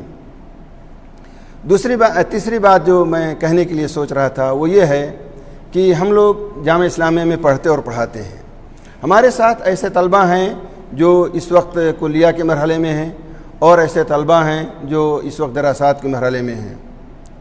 ان سے گزارش یہ ہے کہ جامعہ اسلامیہ کا جو منہج ہے آپ اس منہج کو اچھی طرح سے پڑھیے, ساری کتابوں کو خوب محنت سے پڑھیے, سمجھ کے پڑھیے اور اس کو اپنے اندر جذب کرنے کی, پیوست کرنے کی کوشش کیجیے. یہ کتابیں دنیا کے بڑے تجربہ کار لوگوں نے اس کو مرتب کیا ہے. یہ جو نصاب تعلیم ہے, جو مقررات دراسیہ ہیں, اس میں آپ کو ہر طرح کے ایسے مادے ملیں گے جو آپ کو ہر طرح سے مثقف کر دیں گے. حاضر العالم الاسلامی ہو یا تاریخ الاسلامی ہو یا سیرہ نبویہ ہو یا قواعد فقہیہ ہوں یا اصول فقہ ہو یا عقیدے کے مسائل ہوں یا تفسیر کے مسائل ہوں, علوم تفسیر, علوم حدیث, فقہ السنہ, علوم تخریج, طبقات الرجال, تدوین السنہ, اس طرح کے سارے موضوعات پر محیط آپ کے لیے نصاب تعلیم ہے. اس لیے آپ اس نصاب تعلیم کو شروع سے اخیر تک اس کو اچھی طرح سے ہر مستویٰ میں جو کتابیں آپ کے سامنے مقرر کی گئی ہیں ان کو مضبوطی کے ساتھ پڑھیے. یہی چیزیں بعد میں آپ کو مضبوط قدم دیں گی اور ٹھوس زمین عطا کریں گی اور آپ کو کسی بھی میدان میں چلنے کے لیے قابل بنا دیں گی کہ آپ کہیں بھی جائیں گے تو آپ مضبوطی کے ساتھ کھڑے ہو سکتے ہیں اور کسی بھی مسئلے پر, کسی بھی موضوع پر اچھی طرح سے گفتگو کر سکتے ہیں. اور وہ طلبہ جو دراسات میں ہیں ان سے میرا مشورہ ان کو یہ ہے کہ جنہوں نے اب تک اپنا موضوع تسجیل نہیں کیا ہے, کوشش کر کے, محنت کر کے, دن رات ایک کر کے, صبح و شام, رات دن ایک کر کے اپنے موضوع کو بنائیے اور خطہ بنا کر کے محکم انداز میں, مدلل انداز میں, ٹھوس انداز میں پیش کیجیے.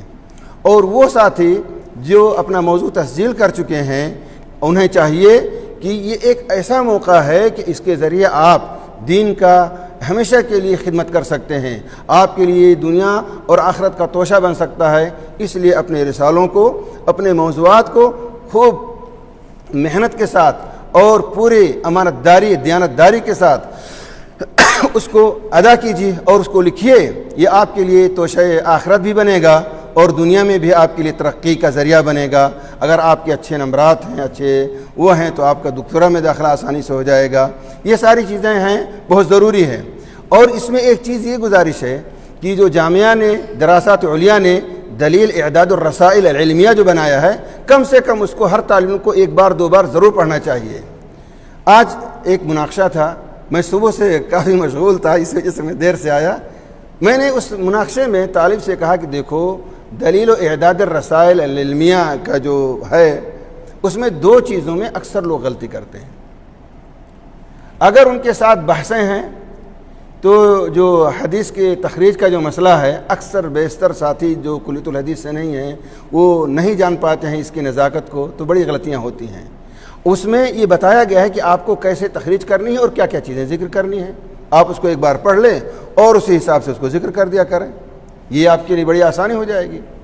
دوسری چیز یہ ہے کہ جو لوگ مخطوط تحقیق کرتے ہیں ان کے یہاں کس طرح پایا جاتا ہے, کبھی متن میں تصحیح کرتے ہیں اور کبھی حاشیے میں تصحیح کر دیتے ہیں.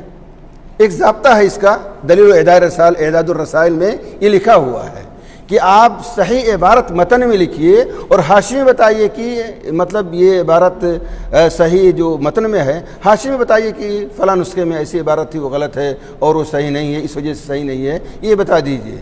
الا یہ کہ وہ مؤلف کا قلمی نسخہ ہو تو اس کو پھر حاشیے میں نہ لائیے, اس کو متن ہی میں رہنے دیجیے. لیکن اگر دوسرے نسخوں پہ آپ نے اعتماد کیا ہے جو مؤلف کا اپنا قلمی نسخہ نہیں ہے تو آپ صحیح عبارت کو متن میں رکھیے, حاشیے میں نہ رکھیے.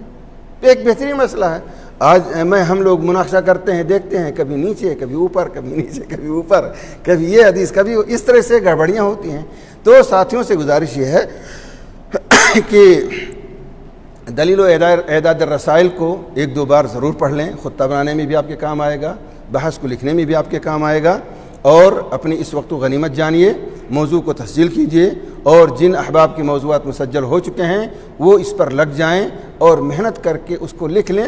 پہلے لکھ کے رکھ لیں, بقیہ اور جو ان کے پاس اور مشاغل ہیں کرتے رہیں. لیکن ایسا نہ ہو کہ دوسری چیزوں میں مشغول ہو جائیں اور یہ باقی رہ جائے. بعد میں تمدید اور تعجیل اور حذف کے سب مسائل آتے ہیں, حالات بدلتے رہتے ہیں اور وقت یکساں نہیں رہتے ہیں. اس لیے وقت کو غنیمت جان کر کے اپنی اپنی بحثوں پہ لگ جائیے اور اس کو اللہ کے لیے اخلاص کے ساتھ اور پوری امانت داری کے ساتھ لکھیے. ڈنڈا نہیں ماریے اس میں جو ہے. یہ چیزیں فائدہ نہیں دیتی ہیں اور یہ چیزیں بہت کرکرا کر دیتی ہیں مناقشے میں اور دیگر چیزوں میں. تو جب تک آپ کتاب کی طرف رجوع نہ کر لیں, اس کو اوپر سے نیچے تک پڑھ نہ لیں, اچھی طرح سے سمجھ نہ لیں, تب تک اس سے آپ اقتباس نہ کریں.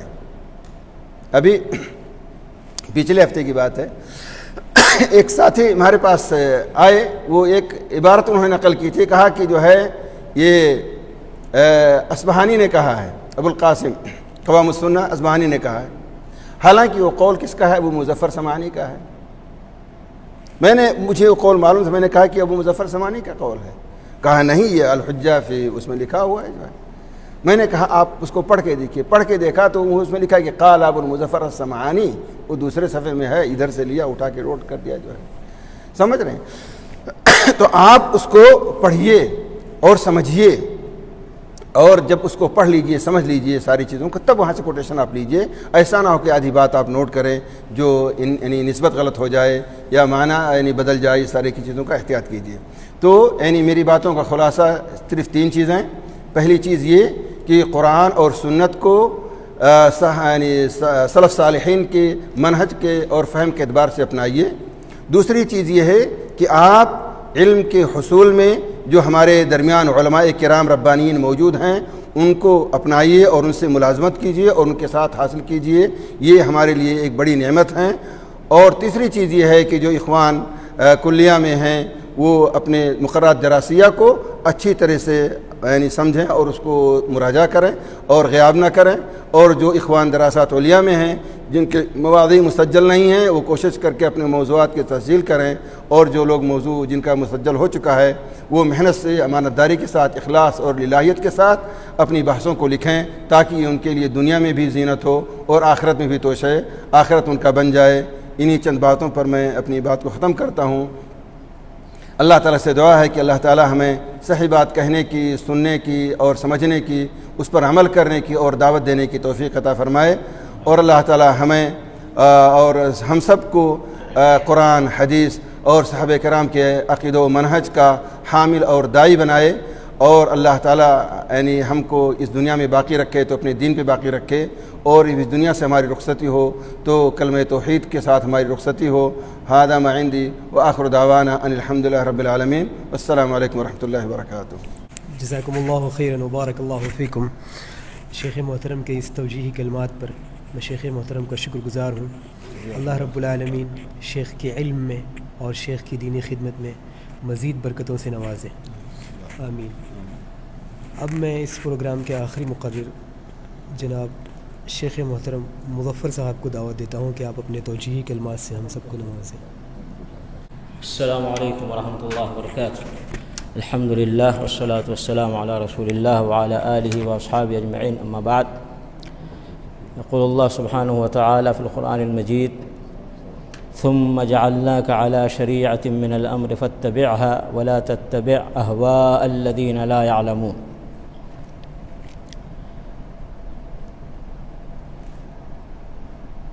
اللہ رب العالمین کا شکر ادا کرتے ہیں کہ اللہ نے ہمیں اور آپ کو یہ زرین موقع عطا فرمایا کہ شیخ محمد حفظہ اللہ کے ساتھ ملاقات ہو, ان کے ساتھ بیٹھیں, ان کی کچھ باتیں سنیں. کافی عرصے کے بعد یہ موقع ملا ہے. میں اپنی بات کر رہا ہوں اور بڑی خوشی ہوئی شیخ محمد سے مل کے, ان کی باتیں سن کر. اور اس سے قبل ان کے والد محترم اور ہمارے اور آپ سب کے شیخ, بلکہ پوری دنیا کے جماعت اہل حدیث کے شیخ اور خادم شیخ عبدالحمید رحمانی رحمہ اللہ, اللہ تعالیٰ ان کے حسنات قبول فرمائے, اللہ تعالیٰ ان کی خطاؤں کو معاف فرمائے. اور جنہوں نے ایک علمی قلعہ جو چھوڑا ہے اللہ تعالیٰ تا قیامت اس کو باقی رکھے, اور اس کی خدمت کرنے والے مخلصین اور عالمین اور عاملین اللہ تعالیٰ اس کا انتظام فرماتا رہے قیامت تک. اور اللہ تعالیٰ شیخ محمد کی زندگی میں, عمر میں, صحت میں, علم و عمل میں خیر و برکت عطا فرمائے, آمین. ہم جہاں اس وقت بیٹھے ہیں اس کو دارالحدیث کہا جاتا ہے، دارالحدیث المدنیہ۔ وہ باتیں غالباً آ گئی ہیں، لیکن یہاں پہ مجھے اس ادارے کے بانی کی قربانی اور بانی کے بعد جو اس کو چلا رہے ہیں ان کے پوتا شیخ احمد الدہلوی، ان کی قربانی، اور پھر جو یہاں تقریباً 20 سال سے اردو میں دروس قائم ہیں، اس میں جتنے لوگوں نے حصہ ڈالا ہے، چاہے انہوں نے درس دیا ہو، چاہے کھانے پینے کا انتظام کیا ہو، ان سب کی قربانیاں ہمیں یاد آ رہی ہیں۔ اور میں یہ کہنا چاہتا ہوں کہ اللہ نے آپ کو یہاں پہنچایا ہے جامعہ اسلامیہ تک، تو ایک جذبہ اپنی زندگی کا ایک مقصد اور جذبہ رکھیے، وہ یہ کہ کچھ ایسا کر کے جائیں دنیا سے کہ پیچھے آپ کے لیے لوگ دعائیں کریں، آپ کی مغفرت کے لیے دعائیں کریں، آپ کی رحمت کے لیے دعائیں کریں، اور ایک ایسا کام کر کے جائیں کہ جب تک وہ رہے لوگ آپ کو اچھے طریقے سے یاد کریں اور ہمیشہ دعائیں کرتے رہیں، جیسا کہ دارالحدیث بانی نے جب اس کی بنیاد ڈالی تھی، انہوں نے سوچا نہیں تھا کہ کبھی یہ دارالحدیث مدنیہ قلعہ کی شکل میں بن جائے گا۔ یہ مسجد نبوی کے اندر اب اس کی زمین جا چکی ہے، کنگ فہد کا جو علاقہ ہے، باب کنگ فہد جو ہے اس طرف دارالحدیث المدنیہ تھا، ایک چھوٹے سے ادارے کی شکل میں، لیکن آج اللہ رب العالمین نے قلعہ کی شکل اس کو بنا دیا ہے، اور یہاں کے فارغین بہت بڑے بڑے علماء ہیں جو گزرے ہیں، اور بہت بڑے علماء ہیں جو آج بھی دین کی خدمت کر رہے ہیں۔ اور ایسے ہی شیخ محمد جہاں خدمت انجام دے رہے ہیں جامعہ سنابل، شیخ عبدالحمید رحمانی رحمہ اللہ نے بڑی قربانیاں دیں، بڑی محنت کی، اور ایک علمی قلعہ چھوڑ کر اپنی زندگی میں اس دنیا سے گئے۔ جب تک وہ ادارہ رہے گا کتنے علماء فارغ ہوں گے، اور کتنے لوگ ہیں جو ان کے لیے دعائے خیر کرتے رہیں گے، اور جب تک وہ قلعہ باقی رہے گا وہاں سے لوگ مستفید ہوتے رہیں گے، لوگ ان کے لیے دعائے خیر کرتے رہیں گے۔ اور اس طرح کے جتنے بھی مراکز ہیں جہاں کہیں بھی ہیں، تو بہرکیف ایک جذبہ رکھیے کہ کچھ کرنا ہے اس زندگی میں آخرت کے لیے۔ اور میں ایک بات ہمیشہ کہا کرتا ہوں، اس کی فکر زیادہ نہ کریں کہ شروع میں دال لگ جائے اور اخیر میں مدنی لگ جائے۔ کیوں کہ شروع میں دال لگنے سے اور اخیر میں مدنی لگنے سے دنیا کما لیں گے، آخرت نہیں ملے گی، اور نہیں لوگ آپ کے لیے دعائیں کرنے والے ملیں گے۔ صرف دال لگ جانے سے یا مدنی لگ جانے سے ہو سکتا ہے دال لگنے سے ایک اونچا عہدہ مل جائے اور ایک بہت بڑے تنخواہ والے آپ استاد بن جائیں، یا مدنی بننے سے بھی یہ حالت ہو جائے، لیکن یہ دنیاوی اثر ہے، دنیا کا فائدہ ہے۔ اصل ہے دال لگ جائے یا نہ لگے، مدنی لگے نہ لگے، کچھ ایسا کام کر کے چلے جائیں کہ جس سے آپ کو آخرت میں فائدہ ہو، اور اس کے لیے قربانی کے بغیر نہیں ہو سکتا، بغیر قربانی کے یہ کام نہیں ہو سکتا۔ دیکھیے شیخ عبدالحمید رحمانی رحمہ اللہ کے نام کے شروع میں دال نہیں تھا دال، لیکن آج بڑی بڑی دال والے دنیا میں ہیں، لیکن وہ کام نہیں کر سکے جو انہوں نے کیا ہے۔ ایسے ہی جامعہ سلفیہ قائم کرنے والے، جامعہ امام بخاری قائم کرنے والے، جامعہ دارالسلام قائم کرنے والے، جامعہ محمدیہ قائم کرنے والے، اس میں بہت سارے ایسے ہیں جو نہ دال والے تھے نہ مدنی تھے، لیکن ایسا کام کر کے چلے گئے ہیں کہ جب تک وہ ادارے قائم رہیں گے ان کے لیے دعا خیر لوگ کرتے رہیں گے۔ تو ایسا ایک جذبہ رکھیں اپنے دل کے اندر، اور اپنے زندگی کا مقصد بنائیں۔ اور یہ بہت اچھا موقع ہے مدینے میں رہ کر کے یا سعودی عرب کے کسی بھی جامعہ میں رہ کر کے زیادہ سے زیادہ اپنے علم میں اضافہ کر کے اور علم کے مطابق عمل کر کے اور اعلیٰ مقصد اپنی زندگی کا لے کر کے یہاں سے جا سکتے ہیں۔ تو یہ ایک بات میں کہنا چاہتا ہوں۔ دوسری بات منہج دونوں شخصیت نے باتیں کہی ہیں۔ میں اپنی بات کہتا ہوں، میں نے دنیا کے بڑے بڑے لوگوں سے ملاقات کی ہے مسجد نبوی میں، ہر مسلک کے، ہر فکر کے، جس کے نام کے شروع میں شیخ الاسلام لگا ہوا ہے اور بڑے بڑے القاب لگے ہوئے ہیں، میری ملاقات ان سے ہوئی ہے۔ آپ یقین مانیے سب کے عقیدے میں شرک ہے، سب کے عقیدے میں شرک ہے.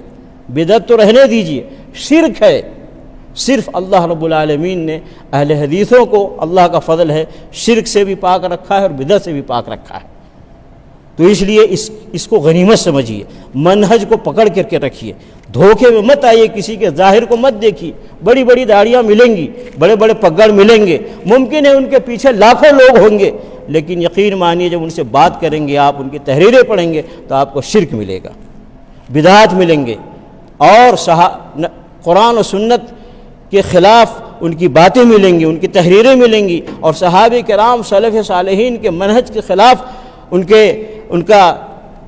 کی زبانیں چلتی ہیں اور ان کا قلم چلتا ہے. اس لیے کبھی کسی دھوکے میں نہ آئیں کہ فلاں صاحب اتنے بڑے علامہ ہیں، شیخ الاسلام ہیں، اتنی کتابیں ہیں، ان کے پیچھے اتنے لوگ چل رہے ہیں. یہ سب دکھاوا ہے. الحمدللہ اللہ رب العالمین نے اہل حدیث مسلک، دیکھو میں اپنی بات کر رہا ہوں، جب میں ان لوگوں سے ملاقات کیا ہوں، میں علی میں ندوی صاحب رحمہ اللہ سے مل چکا ہوں، ان سے قریب سے سامنے بیٹھ کے بات کر چکا ہوں، اور نام اب زیادہ نہیں لینا چاہتا، وقت زیادہ ہو جائے گا، لیکن ہر مسلک کے بڑے بڑے اکابرین سے، اور میں کہتا ہوں اللہ تیرا شکر ہے کہ تو نے مجھے اہل حدیث بنایا، مسلک اہل حدیث میں اللہ تو نے مجھے پیدا کیا اور مجھے یہ مسلک دیا، منہج دیا. اس لیے میرے بھائیوں بہت بڑی غنیمت کی اس کی حفاظت کیجیے. اور یہ وہ مسلک ہے، یہ وہ مذہب ہے، یہ وہ منہج ہے جس کو اللہ نے نبی علیہ الصلوۃ والسلام کو فرمایا ثم جعلناک علی شریعۃ من الامر فاتبعها. یہ مسلک اہل حدیث ہے، یہ منہج اہل حدیث ہے. اللہ نے جس طریقے پر نبی صلی اللہ علیہ وسلم کو رکھا، کہا آپ اس کی پیروی کیجیے. اور اللہ نے کس طریقے پہ رکھا؟ اللہ نے فرمایا اتبع ما اوحی الیک من ربک. پھر اللہ رب العالمین نے فرمایا ان اتبع الا ما یوحى الی.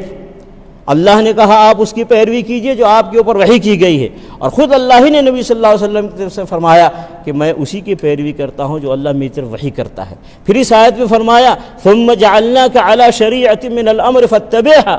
آپ کو جس شریعت پہ ہم نے رکھا آپ اس کی پیروی کیجئے.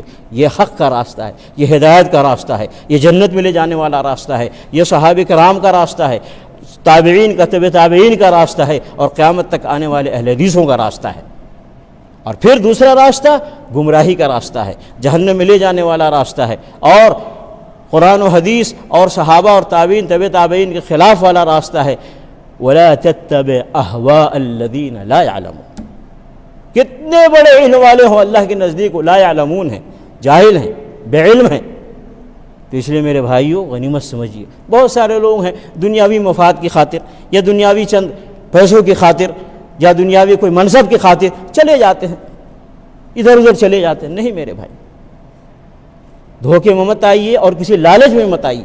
دنیا میں اچھے کھانے پینے کی خواہش رکھیے، اچھا پہننے کی خواہش رکھیے، اچھے گھر میں رہنے کی خواہش رکھیے، لیکن لالچ مت کیجیے. خواہش اور چیز ہے، لالچ اور چیز ہے. لالچ میں آدمی حلال اور حرام کی تمیز نہیں کرتا ہے، لیکن جب خواہش ہوگی تو حلال اور حرام میں تمیز کرے گا. لیکن یہ ہمارا مقصد زندگی ہے ہی نہیں. ہمارا مقصد زندگی ہے علم حاصل کرنا، علم کے مطابق عمل کرنا، اور پھر اس علم و عمل کو آگے لوگوں تک پہنچانا. یہ ہمارے زندگی کا مقصد ہے. تو جیسا کہ میں نے کہا کہ اپنی زندگی کا مقصد متعین کیجیے، اور وہ یہی ہے صحیح علم حاصل کریں اور اس کے مطابق عمل کریں. اور عمل میں میرے بھائیوں ہم جب بات کرتے ہیں اتباع سنت کی تو بس عبادات میں اتباع سنت کو اہمیت دیتے ہیں یا فرائض میں اتباع سنت کو اہمیت دیتے ہیں. نہیں، میں ہر بڑی اور چھوٹی چیز میں. آپ جانتے ہیں دو واقعے میں آپ کے سامنے رکھوں جو نبی صلی اللہ علیہ وسلم بیان فرمایا کہ ایک عورت، پارسا اور بزرگ عورت، ایک جانور کو تکلیف دینے کی وجہ سے جہنم میں چلی گئی. تو اتباع سنت میں یہ بھی ہے کہ ہماری وجہ سے کسی کو تکلیف نہ ہو. المسلم من سلم المسلمون من لسانہ و یدہ. نہ میرے ہاتھ سے کسی کو تکلیف ہو، نہ میرا ہاتھ کسی کے خلاف چلے، نہ میرے اس ہاتھ سے قلم کسی کے خلاف چلے. اور ایسے ہی زبان بھی.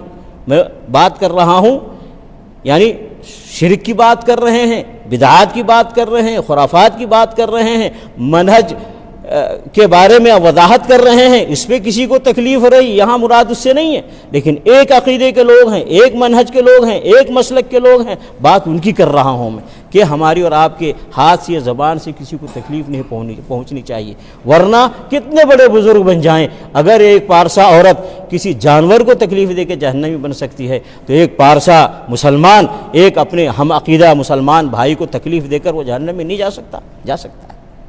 اسی طریقے سے ایک برا انسان اور بدکار انسان جب کسی جانور کو پانی پلا دیتا ہے اور وہ جنتی بن جاتا ہے تو پھر ہم کیوں نہ لوگوں کے لیے فائدہ بخش بنے، لوگوں کے لیے ہم فائدہ پہنچانے والا بنے، خیر الناس انفعہم للناس، تو اس میں سب سے زیادہ ہم اپنے بھائیوں کے لیے مفید بنے جو اہل حدیث ہیں، جو اپنے منہج پر ہیں، جو اپنے مسلک پر ہیں۔ یہ نہیں کہ تھوڑی سی بات پر ہم نے گالیاں شروع کر دی، تھوڑی سی بات پر ہم نے دشمنی شروع کر دی اور تھوڑی سی بات پر ہم نے ذلیل اور رسوا کرنا شروع کر دیا۔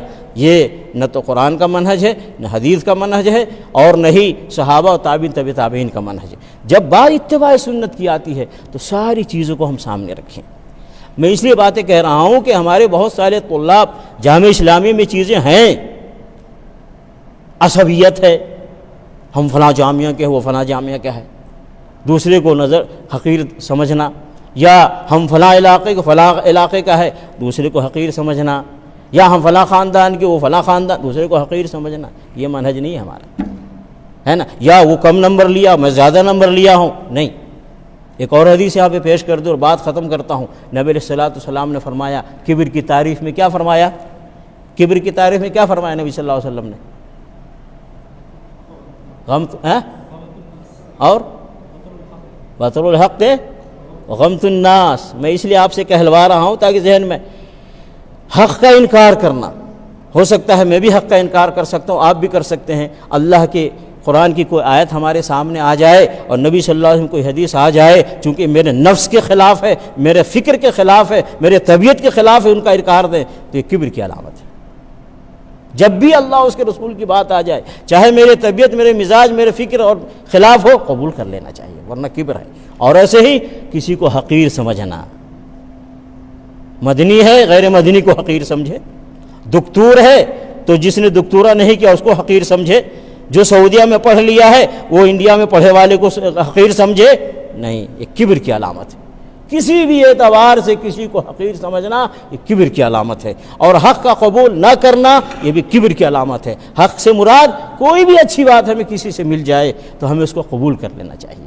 علی کل حال شیخ محمد حفظہ اللہ نے بہت ساری باتیں کہی، اس میں منہج کے بارے میں انہوں نے بالخصوص باتیں کہی تھی، اور میں بھی اور شیخ الطاف نے بھی کہی، اور میں بھی کہہ رہا ہوں، کبھی بھی ظاہری لوگوں سے دھوکے میں نہ آئیے۔ آج بر صغیر میں جتنے فرقے ہیں میں سب کو قریب سے جانتا ہوں، سب کے اکابرین کو قریب سے جانتا ہوں، میں نے سب کو اندر سے دیکھا ہے۔ میرے بھائیوں سب کھوکھلے ہیں، سب عقیدے میں کھوکھلے ہیں، عقیدے میں کھوکھلے ہیں اور منہج میں کھوکھلے ہیں۔ وہ نام قرآن کا لیتے ہیں، وہ نام حدیث کا لیتے ہیں، وہ نام صحابہ کا لیتے ہیں، تابعین کا لیتے ہیں، ائمہ کرام کا لیتے ہیں، لیکن انہوں نے مذہب اپنا بنایا ہوا ہے، فکر اپنا بنایا ہوا ہے، مسلک اپنا بنایا ہوا ہے۔ میں مثال دے دوں، اس وقت حنفی کہتے ہیں اپنے آپ کو، لیکن جب بات زبان کھولتے ہیں تو حنفی میں ایک کہتا ہے مسلک اعلی حضرت امام حنیفہ چھٹ گئے، دوسرا فرقہ کہتا ہے مسلک علماء دیوبند امام حنیفہ چھٹ گئے۔ یہ دھوکہ دیتے ہیں قوم کو کہ ہم حنفی ہیں۔ میں اسی لیے بہت سارے لوگ کہتے ہیں یہ حنفی ہے، میں کہتا ہوں ان کو حنفی مت کہو، یہ دیوبندی ہیں، بریلی ہیں، اور یہ دیوبندی بریلی کا امام حنیفہ سے کوئی تعلق نہیں ہے۔ جماعت اسلامی کے بہت بڑے رکن کو میں نے انڈیا میں پوچھا، بہت بڑے رکن کو، آپ کا کیا مقصد ہے؟ اگر حنفی مسلک پھیلانا مقصد ہے یہ دیوبندی بریلوی کر رہے ہیں، اگر قرآن و حدیث پھیلانا مقصد ہے اہل حدیث کر رہے ہیں، آپ کیا کر رہے ہیں؟ یقین مانیے میں مسجد میں بیٹھا ہوں، کچھ جواب نہیں دیا اس شخص نے۔ یہ سب دنیا داری ہے، سمجھ گئے میرے بہر کے مقصد۔ میں یہاں پہ شیخ محمد ضیاء الرحمن العاظمی رحمہ اللہ کو بھی یاد کرنا چاہتا ہوں، جو ایک بات بار بار کہا کرتے تھے، میں اس سے جوڑنا چاہتا ہوں کہ کچھ کام کر کے جائیے اس دنیا میں جو آخرت میں کام آئے، دنیا جیسی بھی گزر جائے آخرت میں کام آئے، کچھ کر کے جائیے۔ شیخ ضیاء الرحمن عاظمی رحمہ اللہ ایک بات کہا کرتے تھے کہ جب میں ریٹائر ہوا جامعہ اسلامیہ سے تو میرے بڑے جامعات سے آفرز آئے کہ شیخ آپ ہمارے یہاں جائیے، قطر والوں نے بلایا، خلیج کے بہت سارے ممالک نے بلایا، آپ آ جائیے، آپ کو ہم یہ دیں گے، آپ وہ دیں گے۔ تو شیخ ایک ہی جواب دیتے تھے، کام اب میرا شروع ہوا ہے، اب تک تو میں نوکری کر رہا تھا، اب تو میں دنیا کما رہا تھا، کام تو اب میرا شروع ہوا ہے، اب مجھے کہیں نوکری نہیں کرنی ہے، یہ جواب دیتے تھے لوگوں کو۔ اور شیخ یہ بھی کہتے تھے مجھے، کہا اگر میں پیسہ کمانا چاہتا تو بڑے بڑے آفرز آئے میرے پاس اور میں بہت پیسے کماتا، لیکن شیخ کہتے تھے میں نے سوچا نہیں، اب کچھ کر کے جانا چاہیے، اس امت کے لیے کچھ دے کے جانا چاہیے۔